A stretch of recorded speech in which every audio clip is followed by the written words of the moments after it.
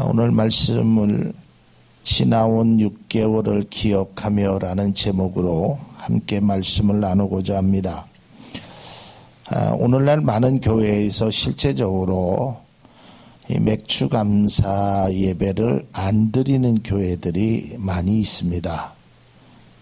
그 이유는 감사를 하지 말자라는 의미가 아니라 사실은 이 맥주감사절이 이제 오순절로 이게 바뀌어집니다. 오순절로. 그래서 이제는 그러한 것보다는 오순절 성령의 시대이기 때문에 그래서 저도 그 말씀에 사실은 많이 동의를 합니다. 그래서 제가 뭐 광고도 많이 안 했고 또 여기 뒤에다가 맥주감사절도 제가 준비하지 않은 것이 그런 의미도 좀 있지만 제가 굳이 왜 맥주감사 주일이라는 이러한 예배를 우리에게 드리냐면 그래도 우리가 맥주라는 의미의 감사절은 이미 조금 지나온 어떤 과거적인 거지만 우리가 그래도 적어도 감사는 좀 할 줄 아는 감사의 모습은 감사의 삶은 우리에게 필요하다. 이러한 의미에서 이 말씀을 준비했던 것입니다. 그래서 오늘날 교회에서는 그래서 감사 예배를 추수감사 예배만 드리는 교회들도 많이 있다라는 것을 우리가 알게 됩니다. 우리가 맥주감사절이 되었던 추수감사절이 되었던 간에 우리가 이 감사하는 것만큼은 1년 12달 우리의 삶에 꼭 잊지 않는 우리 믿음의 성도가 우리들의 모습이 되어야 될 줄로 믿습니다. 그래서 오늘 말씀은 이제 이 맥주감사절에 관한 말씀이지만 이것을 통해서 우리에게 어떠한 은혜를 주실까? 이것을 통해서 우리에게 주시는 교훈은 무엇일까? 이것을 다시 한번 우리가 보도록 하겠습니다. 첫째로 이 맥주감사절은 어떠한 절기인가? 이것은 과거를 잊지 않게 하는 절기입니다. 그래서 제가 오늘 특별히 이 맥주감사 예배를 드리면서 말씀의 제목을 지나온 6개월의 삶을 뒤돌아보면서 그러니까 우리의 지나온 것을 한번 잊지 않게 하는 그러한 의미에서 이 말씀을 준비했습니다.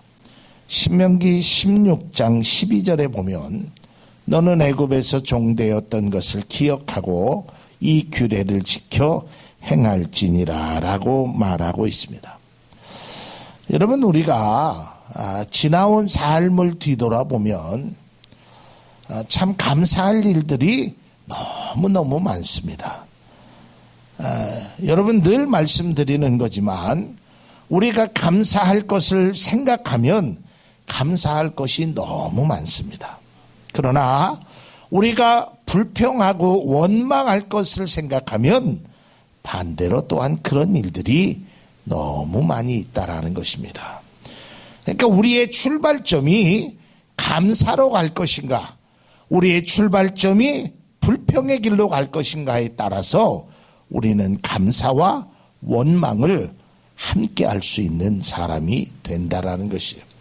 그래서 제가 바라기는 여러분의 시각이, 여러분의 생각이, 여러분의 삶이 감사하는 쪽으로 달려갈 수 있는 우리의 믿음의 모습이 우리 가운데 꼭 있어지길 바랍니다.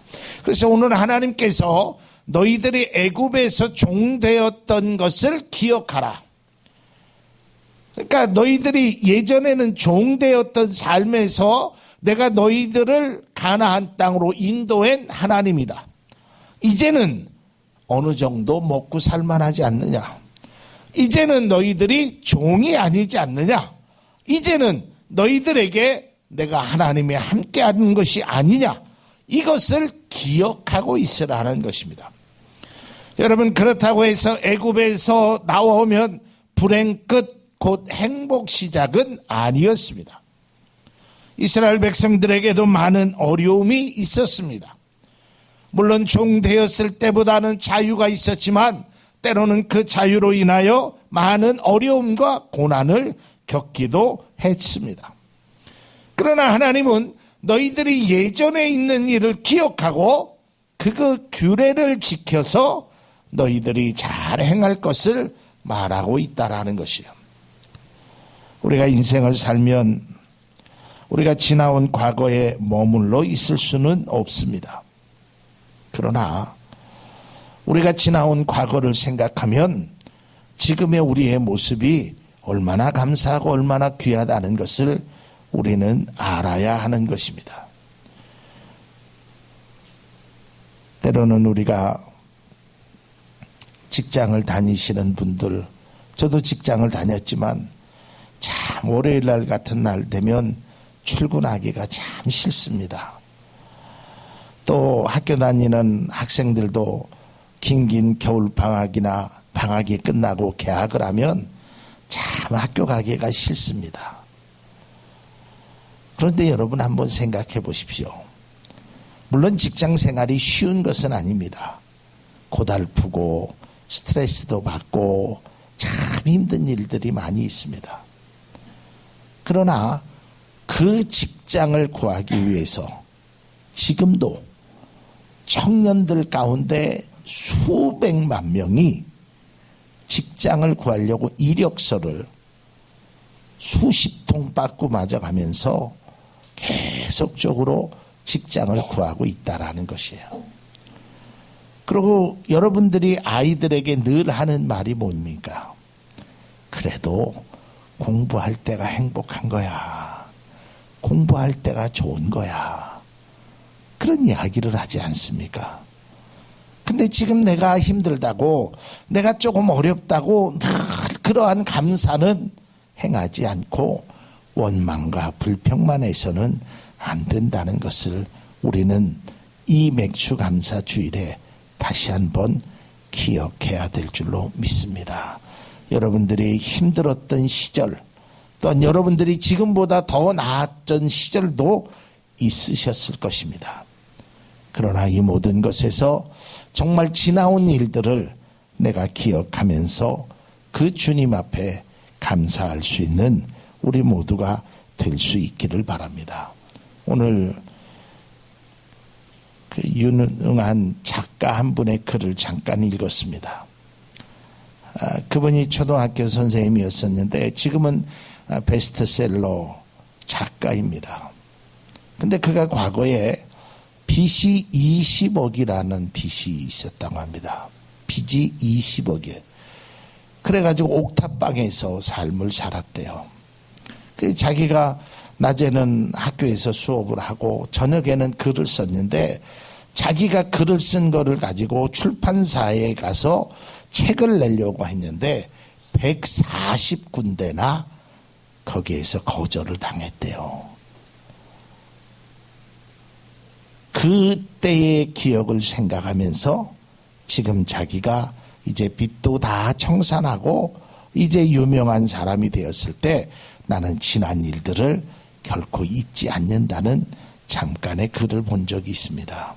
여러분, 힘들고 어려울 때만 기억하지 말고 여러분들이 날마다 하나님이 주신 은혜를 기억하면서 살아갈 수 있는 우리 모두가 될 수 있기를 바랍니다. 그리고 하나님의 은혜를 받지 않은 사람이 아무도 없습니다. 우리가 정말 하나님의 은혜를 생각한다면 우리의 신앙이, 우리의 삶이 지금보다는 조금 더 달라질 수 있습니다. 그런데 그 하나님의 은혜를 잠깐 생각하고 잊고 살아간다라는 것이 오늘날 우리에게 문제가 되는 것입니다. 정말 하나님의 은혜를 내 삶에 계속적으로 생각한다면 정말 우리에게는 감사를 안 할 수가 없습니다. 우리의 신앙이 하나님보다 먼저 되는 것이 아무도 없게 됩니다. 근데 우리는 그 은혜를 간혹 가다가 잊고 살아간다라는 것입니다. 그 은혜를 생각조차 안 하고 살아간다라는 것이 우리에게 다가오고 있다라는 것입니다. 건강을 잃어야 건강을 중요하게 생각합니다.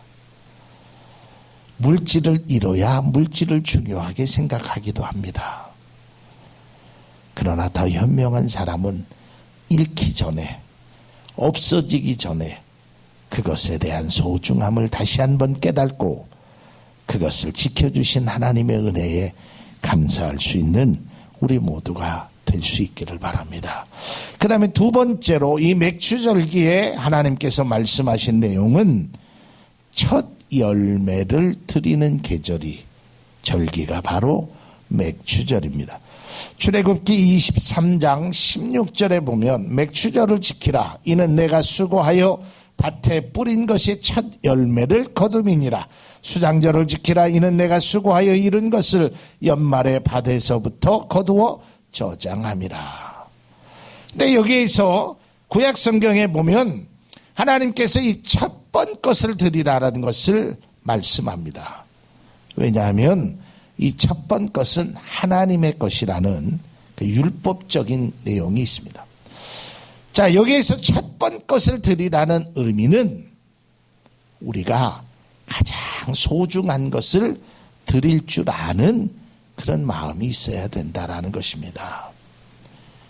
여러분, 우리가 하나님 앞에 드리는 것은 쓰고 남는 것을 드리는 것이 아니라 쓰기 전에 드리는 그러한 은혜가, 그러한 모습이 우리 가운데 있기를 바랍니다. 여러분, 단순히 물질을 이야기하는 것이 아닙니다.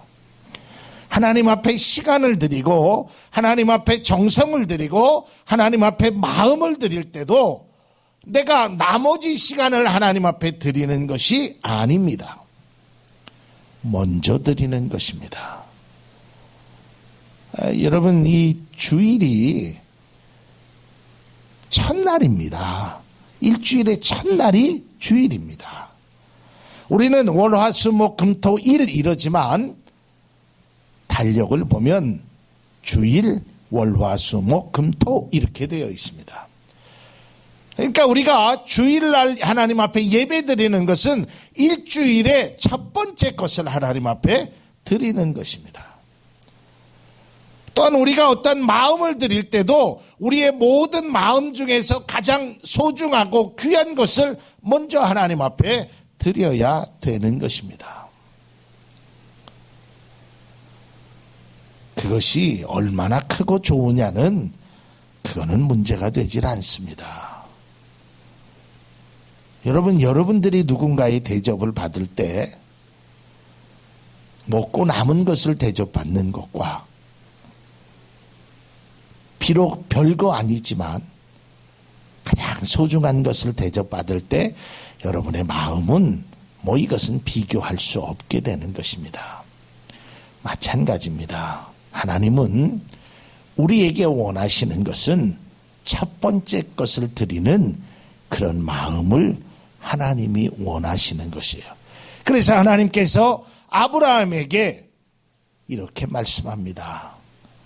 너에게 있는 아주 소중한 독자 이삭을 나에게 바치라. 정말 청천벽력 같은 소리입니다. 그러나 걱정하지 마십시오. 우리 같은 사람에게는 하나님이 절대로 그것을 요구하지 않습니다. 왜냐하면 우리는 그 정도의 신앙이 되지 않기 때문에 그렇습니다.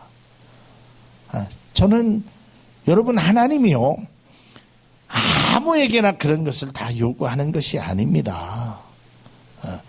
적어도 아브라함 정도 되니까 하나님이 그것을 요구하는 것이지 아무에게나 독자 첫 것을 드려라 이렇게 하지는 않습니다. 그러나 우리에게도 첫 것을 요구하고 있습니다. 비록 아브라함처럼 어마어마한 독자 이삭을 바치라고는 하지 않으시지만 내 마음의 첫 것을 나에게 드리라라고 하나님은 말씀하고 있다라는 것이에요. 제가 늘 말씀드리지만 많고 좋은 것 그게 우선이 아니라 첫 번째 것을 하나님 앞에 드린다는 그런 마음가짐이 우리 가운데 있어져야 되는 것을 꼭 기억할 수 있기를 바랍니다. 어린아이가요, 자신이 갖고 있는 장난감들이 많이 있습니다. 근데 그 장난감을 다 갖고 놀지 않습니다. 뭐 여러분들도 어린아이를 이렇게 길러봐서 알지만 어느 때는 뭐 생전 가지고 놀지 않아요. 그때 이제 엄마가 이렇게 얘기합니다. 얘야, 아들아, 이거 네 동생 줄까? 아니면 뭐 사촌 누구 줄까? 생전 갖고 놀지 않았던 그 장난감을 준다라고 하면 눈이 갑자기 휘둥그러져. 엄마, 나 이거 되게 좋아해. 한 달 동안 단 한 번도 관심 가져주지 않았던 것을 뺏기지 않으려고. 그러면 이거는 안 될까? 아니야, 그것도 좋아해. 그럼 뭘 줄래? 이거 저 하다가 기껏해서 하나 주는 걸 보면 로봇가 팔 빠진 거, 로봇 목이 델롱델롱델롱 하는 거, 그것도 아주 인심 쓰듯이 이거 줄게, 너 가져. 우리가 하나님 앞에 만일에 이렇다면, 하나님이 만일에 여러분이라면 아마 저 같으면 내비둬라, 안 해도 되겠다. 근데 그래도 우리 하나님은 그래도 그걸 받으실까? 여러분, 하나님이 우리에게 첫 번째 것을 요구하는 것은 좋은 것, 많은 것을 요구하는 것이 결코 아닙니다. 여러분의 중심을 요구한다라는 것입니다. 과연 나의 삶에 하나님의 그 첫 번째 것을 하나님 앞에 드리는 그런 마음의 가짐이 우리에게 있어야 된다는 것입니다.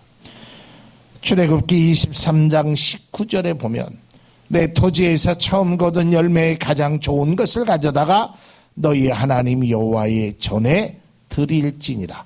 너는 염소 새끼를 그 어미의 젖으로 삼지 말지니라. 그래요. 처음에 거둔 열매, 그것 중에 좋은 것을 드려라.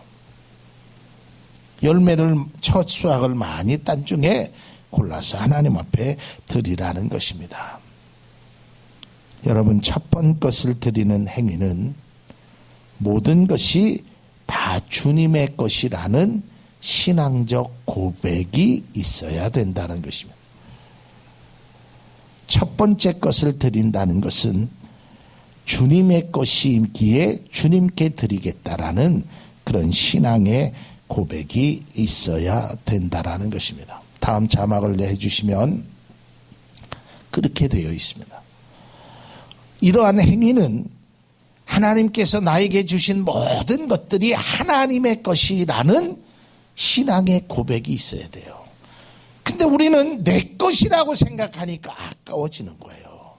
여러분, 어린아이가 장난감을 갖고 있는 게 그걸 내 것이라고 생각하니까 아깝잖아요. 이게 내 게 아니에요. 엄마가 사준 거고 아빠가 사준 거고 삼촌이 사준 거예요. 내가 가지고 있는 것 뿐이지 내 것은 아니에요. 근데 이걸 내 거라고 생각하니까 그걸 가지고 싸움이 되는 거예요. 이게 무슨 내 소유라고 생각하니까 아깝게 느껴지는 거예요. 우리의 삶도 마찬가지입니다. 시간이나 정성이나 물질이나 이러한 모든 것들이 다 내 것이라고 생각하는 그 출발이 아니라 믿음의 사람은 하나님의 것이라는, 주님의 것이라는 신앙의 고백이 우리 사랑하는 성도님들의 고백이 되어야 될 줄로 믿습니다. 이 감사절에 생각해야 될 것이 바로 이것이라는 것입니다. 우리의 신앙이 세상에서 살아가지만 하나님 제일주의와 하나님 우선주의로 살아가야 한다라는 것입니다. 여러분, 우리가 계절이 바뀌고 또 상황이 바뀌면 여러분 생각나는 것이 있습니다. 먹을 것이 생각이 날 수도 있고 뭐 여러 가지의 상황이 생각날 수도 있습니다.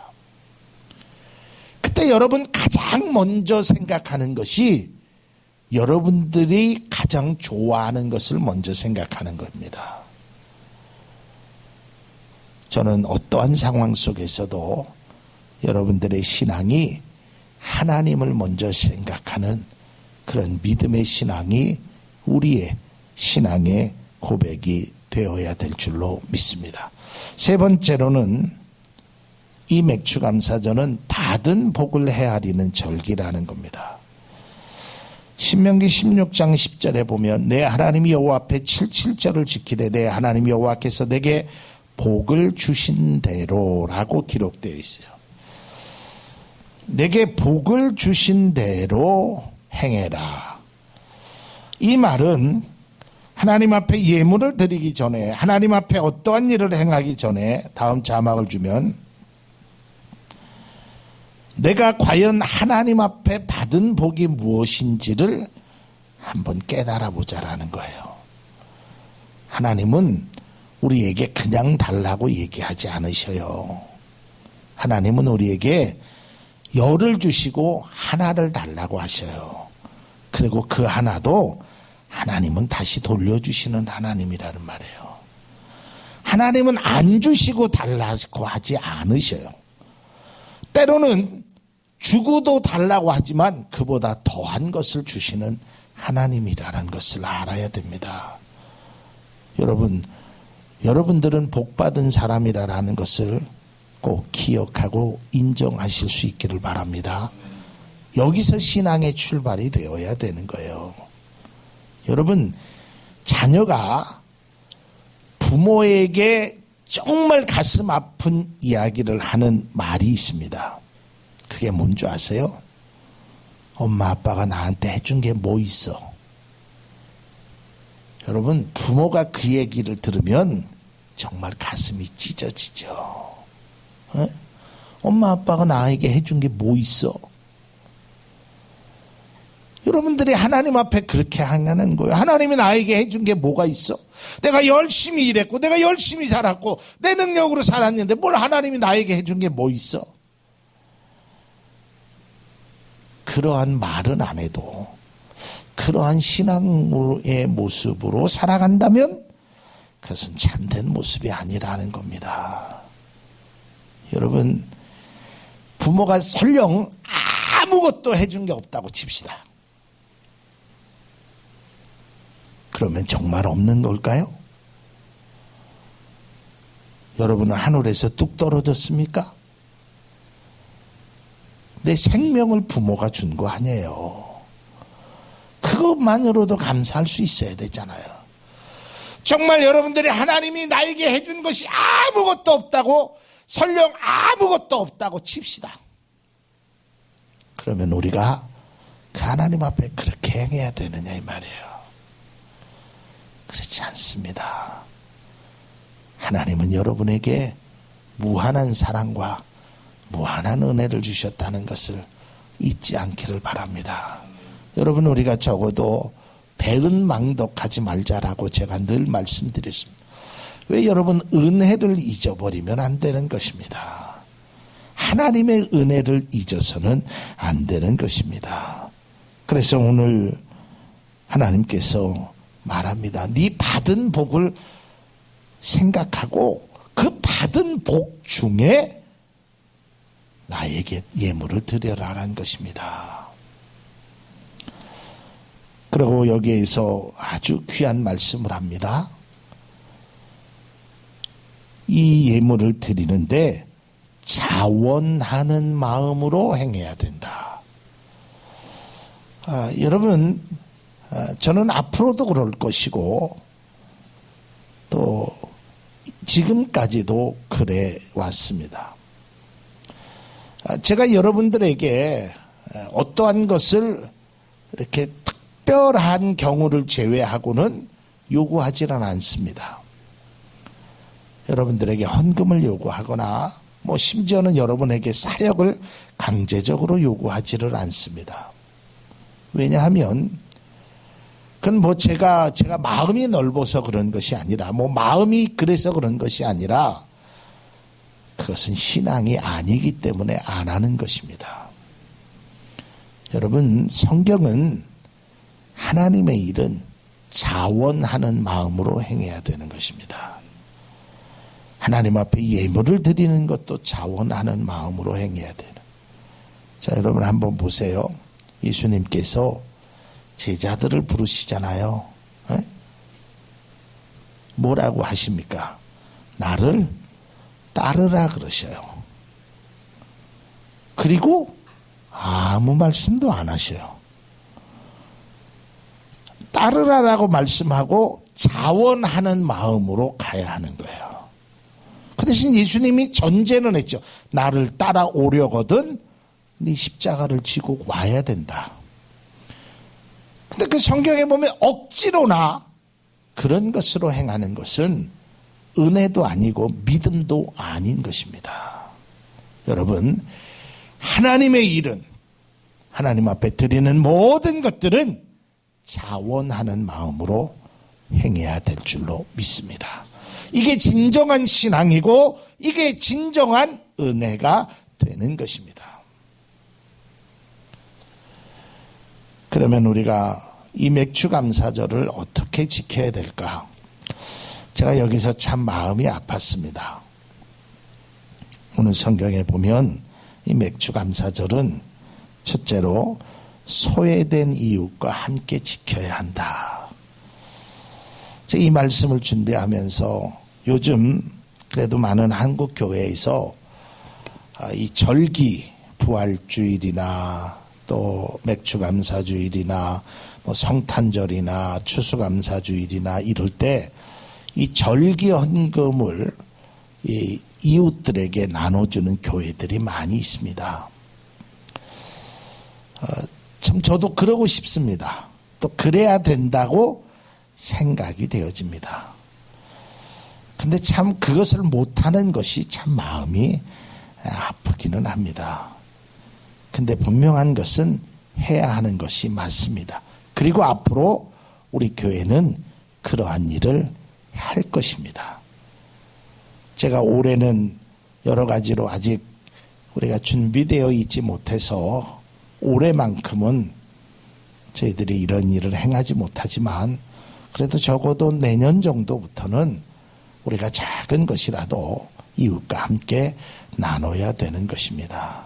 이게 성경의 원리고 하나님의 뜻인 것입니다. 어떤 분이 감사 기도를 올렸는데 참 마음이 와닿습니다. 그 기도의 내용을 제가 한번 여러분들에게 읽어드리도록 하겠습니다. 하늘에 계신 아버지, 일용할 양식을 주신 것을 감사드리며 굶주린 자들을 기억합니다. 건강을 주신 것을 감사드리며 연약한 분을 기억합니다. 친구를 주신 것을 감사하며 외로운 자들을 기억합니다. 자유를 주신 것을 감사하며 속박당한 것을 기억합니다. 이와 같은 우리의 기억함이 봉사로 이어지게 해주시고 우리들에게 주신 은사들이 다른 사람을 위하여 쓰여지게 하옵소서. 참 하나님이 원하시는 기도라고 생각되어집니다. 여러분, 내가 풍성할 때 어려운 사람을 생각할 줄 알아야 됩니다. 내가 건강할 때 연약한 분들을 생각할 줄 알아야 돼요. 내가 배부를 때 배고픈 사람을 이해해주며 그에게 작은 것이라도 나눠줄 수 있는 그런 신앙의 모습이 우리 가운데 있어야 되는 것입니다. 히브리서 13장 15절에 보면 그러므로 우리는 예수로 말미암아 하나님 항상 찬송의 제사를 하나님께 드리자. 이는 그 이름을 증언하는 입술의 열매니라. 우리의 감사와 함께 행동이 뒤따라야 되는 것입니다. 히브리서 13장 16절에도 오직 선을 행함과 서로 나누어 주기를 잊지 말라. 하나님은 이 같은 제사를 기뻐하시느니라. 여러분, 하나님은 이 입술의 감사만 받으시는 것이 아니라 삶의 감사를 받으신다라는 것을 기억할 수 있기를 바랍니다. 그리고 마지막으로 이 맥주 감사절은 즐거운 마음으로 행할 것을 말하고 입니다. 여기서 즐겁게 지켜야 된다는 것이 우리가 감사할 때 즐거움이 있어야 됩니다. 여러분, 감사는 사실은 성경이나 세상이나 의무적으로 행해야 됩니다. 그러나 그 의무가 의무로 끝나는 것이 아니라 비록 의무지만 즐거운 마음으로, 자원하는 마음으로, 기쁜 마음으로 우리가 하나님 앞에 감사행해야 되는 것입니다. 사랑하는 성도 여러분, 오늘 하나님께서는 우리에게 복 주시겠다라고 약속하고 있습니다. 특별히 신명기 7장 13절에 보면 곧 너를 사랑하시고 복을 주사 너를 번성케 하시되 내게 주리라고 내 조상들에게 맹세하신 땅에서 내 소생에게 은혜를 베푸시며 내 토지 소산과 곡식과 포도주와 기름을 풍성하게 하시고 내 소와 양을 번식하게 하신다. 이게 하나님이십니다. 하나님은 우리에게 복을 주시기를 원하십니다. 그리고 하나님은 우리에게 그 복을 주시는 것을 약속하고 있습니다. 우리는 그 약속을 믿고 감사함으로 주님 앞에 나아가는 귀한 은혜가 우리 가운데 있어지기를 바랍니다. 오늘 교회가 이 감사의 영성을 잃어버리면 진정으로 맛을 잃은 소금과 같은 교회가 되는 것입니다. 우리 교회나 우리 성도들도 마찬가지입니다. 믿는 사람들에게 있어서 감사는 단순히 물질로만 표현하는 것이 아니라 마음으로, 신앙의 고백으로, 예배로 그렇게 우리가 주님 앞에 표현하는 귀한 감사가 우리 가운데 있어지기를 주님의 이름으로 축복을 드립니다.